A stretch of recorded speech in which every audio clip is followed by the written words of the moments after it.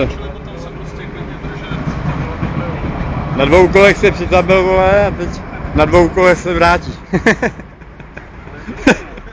Fakt, na motorce, no.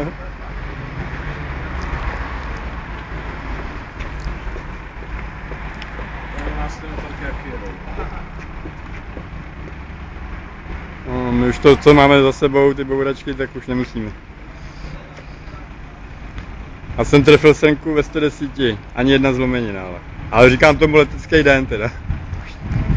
50 metrů vzduchem, 50 po silnici a pak do stromu. A do stromu rychle? To si nepamatuju už. Vy jste se probral. Já jsem se probral nějak...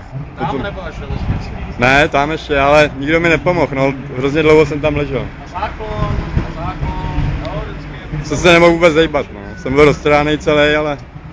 Fakt ani jedna zlomenina, tyhle, jsem byl dobrý. Srnku sebrali, tu odvezli.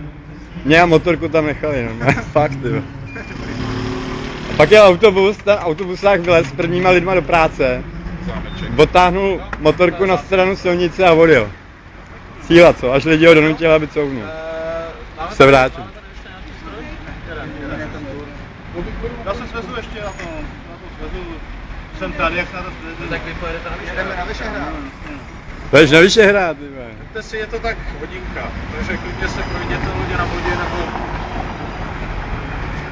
Máme 2 hodiny, no. Už máme být dostávky.